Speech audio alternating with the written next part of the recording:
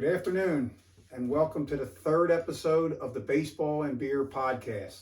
I'm your host, John Nee, and today we'll be talking about the beer that I will be sipping today and everything Phillies.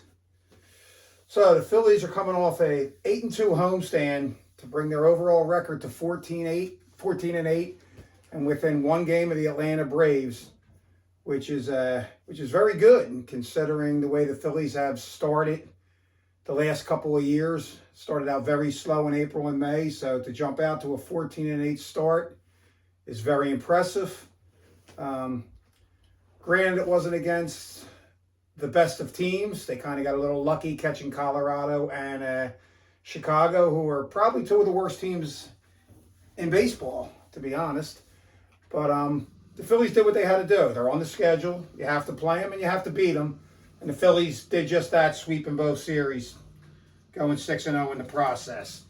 Whereas in the past, I could have seen this team being 4-2 in these games, maybe even 3-3. They did have a tendency to play down to their competition. So it's very exciting to see the Phillies out to a 4-8 start, 14-8 start, and within a game of the Braves, like I said. Their starting pitching has been excellent. I currently think they have the best rotation of baseball right now. That could change in the coming weeks, as apparently Taijuan Walker is close to coming back, and the Phillies are going to move Spencer Turnbull to the bullpen.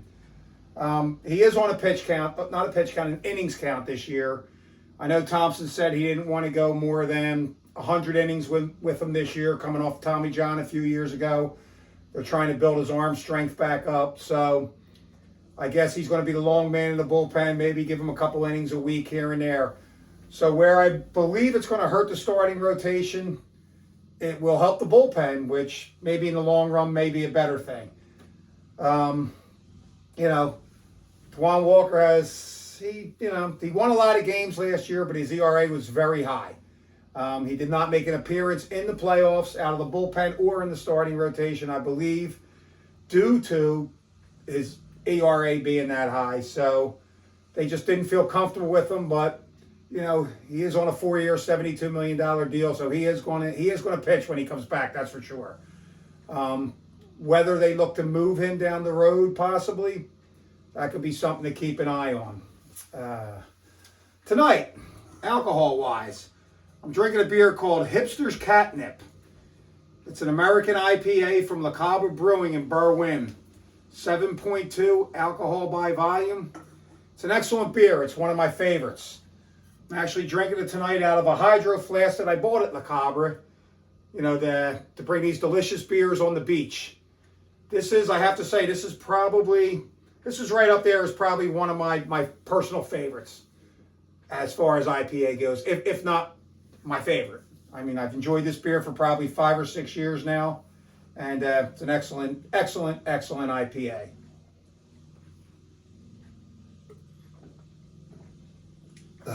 Excellent. This hydro flask keeps it very cold, especially when you bring this delicious beer on the beach with you, down Sea Isle, Wildwood, Brigantine, wherever you may go. So getting back to the Phillies, the bullpen. Still seems like it's a work in progress. The top 3 guys at the back end of this bullpen, Alvarado, Dominguez, and Soto, guys that they're going to lean on to close these games out. They haven't been real good so far yet this year. Their ERAs are all high. Soto's been a disaster, to be honest. Dominguez, I was really counting on him being dominant this year. I know he is also coming back off of Tommy John a couple of years ago, and they really need him to get back to where he was a few years ago before the injury, where he was very dominant out of that bullpen, the back end of that bullpen. Alvarado can be dominant at times. Again, all 3 of these guys, though, they all worry me with they put guys on base. They walk guys. That's the problem. They all have great stuff, but they tend to be a little wild at times. So, that's something, again, to keep an eye on late in the season. See who can take this job and make it their own. Right now, it appears to be Alvarado. Although, Hoffman's got a couple shots in there, a couple saves. Hoffman's been good.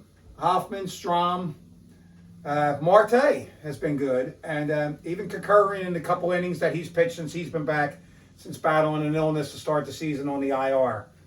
So, we're going to need the top three guys, like I said, to pick it up and leave Strahm, Marte, and Hoffman and Kirk Aaron in the, the middle innings, the 6th, 7th, and, they've been good, like I said. And, when Turnbull gets there, I'd imagine he's been very good this year in the starting rotation. I don't see why he'd have any trouble, rotating over to the bullpen and providing some quality innings for them there as well.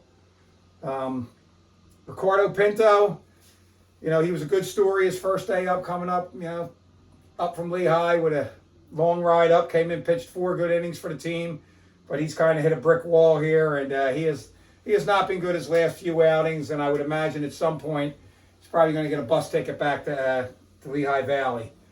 They have some guys down there. Nick Nelson, for one, would probably be the first guy that would come up. They got a guy, Rucker, coming off the IR. He could be someone after he makes a couple of appearances, someone who could come up. I would think Nelson would get the first crack at it. And then there's the young guys. McGarry could be someone. If he can put it together down there, they might look at it. He's got a big arm. He's also wild, though. So, we want to hopefully they kind of stay away from that. Hopefully McGarry can get it going. And he could be an arm that may help them at some point. It's hard to make it through a full season, healthy with pitchers. So a couple of them guys are going to have to step up and pitch in that bullpen at some point. I wouldn't be surprised late in the year to see maybe Mick Abel get a shot. I know he's struggling right now at Lehigh Valley, but he is a top 3 prospect on this team. And, he may be someone that would have to step up and maybe make a couple starts here and there and help him out as well. So, pitching's been good. Starting pitching, obviously, has been real good. The bullpen, so-so. So hopefully they pick it up and they can continue this on this current 10-game road stand that they're going to start tonight. Gosh, that's good. The team will be without Bryce Harper for this, at least tonight, and I would imagine at least the series in Cincinnati, as Bryce has been granted paternity leave as he's expecting his 3rd child. So congratulations to Bryce and his wife on that accomplishment. And the team has called up Corey Clemens to replace Bryce. I would imagine he'll get a start tonight. And he's provided in the field and with the bat when called upon last year with the few starts that he had. So I look for the team to look for him maybe to provide a little spark. It's always cool when a guy comes up from the minors and gets a couple starts there, and they usually seem to play well for the Phillies. They've had a lot of luck with that the last couple of years. It's also possible maybe Baum slides over to first tonight, or a couple games here, and Sosa plays a little more. So either way, I think they have it covered while Bryce is home with his wife and their new child. Speaking of their offense, it hasn't really been clicking on all cylinders yet this year. Other than Trey Turner, and Trey Turner's been everything we expected when they signed him last year to his big contract. He's hitting well around 350. He's stealing bases. He's putting the ball in the gap. He's picked it up a lot, and that's good to see. Another guy who picked it up, and this is really good to see, is Johan Rojas. Has his average up to 264.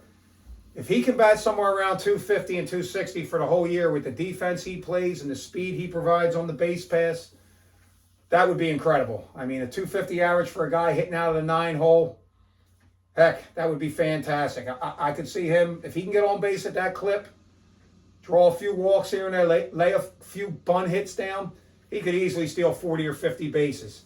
As could Turner, as could Stott when Stott gets going. So this offense, when they struggle this year, may be able to steal some bases and play a little small ball and score some runs when they're struggling. They do have some guys that can run there. Like I said, right there, Rojas, Turner, Stott, all could steal 40 or 50 bases apiece.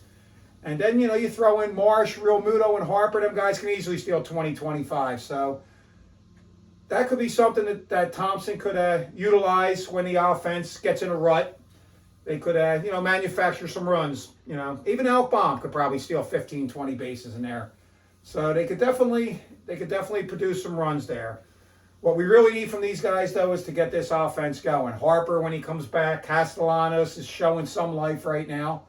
But, Harper, Stott, Castellanos, these guys need to pick it up. JT's been okay. He was hitting good earlier. He's leveled off a little bit, as has Marsh. But that's to be expected in a long season. They'll have their ups and downs. That's just the way this offense goes. So, hopefully going forward on this 10-game road stand, they continue to pitch well, which I expect they will, the rotation. Hopefully the bullpen starts to pick it up a little better, and hopefully, as we finish these last 2 weeks of April and the weather starts to warm up, so will the offense. So, they're embarking on a 10-game road trip tonight, starting in Cincinnati for 4, I believe. And then they're going to head out to San Diego for 3. And then they'll head out to see Mike Trout and the Angels. Another name to keep an eye on as everybody, keeps thinking Trout will not last the whole year out there with the Angels. They expect him to be on the trading block at some point, as the Angels will probably be in the cellar again in that division. So, Trout is always linked to coming back to Philadelphia. I don't know if that's feasible with the contract he has. They would have to move, obviously, someone, and there would be a lot of, I could imagine 4 prospects being involved. The Phillies do have the prospects. They do have a decent little farm team going right now. I wouldn't want to see them part with any of their top 5. Andrew Painter, Mick Abel, Aiden Miller, and Crawford for sure. I would want to see the Phillies hold on to, as I believe they have some bright futures with the Phils. They do have an outfielder down there, Rincones Jr. You could part with McGarry. They do have a hot young catcher. I also don't want to see them part with him yet. As Realmuto's probably on the downside of his career. He's maybe only got a couple years left, 2-3 years here. So I wouldn't want to see that. They do have a couple shortstops they could throw in there to maybe entice that package if they were to look for Trout. I would imagine you'd have to see a contract disappear. Possibly Castellanos still here for a few more years at $20 million a year. Maybe that would help, and they might even have to add more to that. So I don't really expect them to be players for Trout, to be honest. And if Rojas keeps hitting and Castellanos does what he did last year, and Marsh can continue to do what he's doing, they may not need that. You know what I mean? They have their big guys in Baum, Stott, Schwarber, and Turner and Harper. So, you may look for the Phils to add possibly a bullpen piece at the deadline instead of a guy like Trout, and maybe something to the bench unless Merrifield can pick it up a little bit. He did hit a homer this week. Hopefully he picks it up. Sosa's been playing well as a utility infielder, and Pache, he seems to do okay when he gets a chance. You might see a little more. You might see him get a couple more at bats against tough lefties for Marsh as the season wears on, or Merrifield, we'll get them tough at bats. Seems to be he's getting a few here and there as well. Stott sat a few games so far. Like to see Stott playing a little more. We don't need Stott on the bench. Stott's a hell of a young player, and 10 to 12 games for the season would be enough. He needs to play 150 games. So hopefully going forward, we'll see what happens. We'll see what Thompson wants to do there. But like I said, we have a 10-game road trip. April will be turning to May. Hopefully nicer weather. It's been a little dismal at the ballpark this year. You have a few games here and there. I believe I've seen it's rained 26 of the last 52 days. I know I've been down to 5 games, and they've all been misty, drizzling, cool on the cooler side, damp, cloudy, windy. It's been a bit of a mess. So would like to. My next game is at May 8th. That's a businessman special. We will be down in the K-Lot tailgating early. It's my son's birthday that day, so him and a few of his buddies, me and my buddy JR. I'll probably be doing a podcast that day, probably a live podcast from the K-Lot, right across from Citizens Bank Park, Lynx parking lot. So I look forward to seeing anybody who wants to stop by and see us for our, share a tailgate with us. Maybe jump in on the podcast if you want. You have some questions to ask me. Sample a couple of my beers if you want. And that should be a fun day. So again, the Phillies are starting a 10-game road trip tonight in Cincinnati. I would imagine this 10-game trip's going to be a little harder than the homestand they had with, again, like I said, Chicago and Colorado being on that homestand. They're not the best team, so hopefully the Phillies will pick it up, and I'd like to see them go out there, get 6 or 7 wins out here, 6-4, 7-3, be nice, and stay pace with the Braves here. Hopefully at some point we can overtake the Braves. I would like to think with that injury to Strider and an injury to Albies, maybe the Braves will level off a little bit. I mean, they do have one hell of a minor league system, so they'll probably end up bringing up a pitcher who's probably just as good as Strider, if I can imagine. So that's the way the Braves seem to roll. So it's going to be a tough year for the Phils, trying to knock them off, try to win that division. But if not, we got that wild card, which again, I do see. I see some other teams in play this year. I like the Pittsburgh Pirates. I like the Cubs this year. Even the Reds are all teams that could be hovering somewhere close to 90 wins at the end and in that wild card mix. I hate to say this, but the Mets are off to a good start. And, they do have a good lineup, the Mets. And if they're healthy, they could be a team that, could be in that wild card mix as well, somewhere around 87, 88 wins. So hopefully the Phils, take care of their own business. Get in the mid-90s. If they can't catch the Braves, be the first wild card and, go from there. So let's go out on this road stand, have a good trip, get some wins, and keep pace. So that's a wrap tonight, folks. Everybody have a great night, and go Phils. Like to hopefully see you on my next podcast, which would be May 8th. Maybe before then, but it'll be a live podcast May 8th at Citizens Bank Park, outside Citizens Bank Park in the K-Lot. Have a great night, all.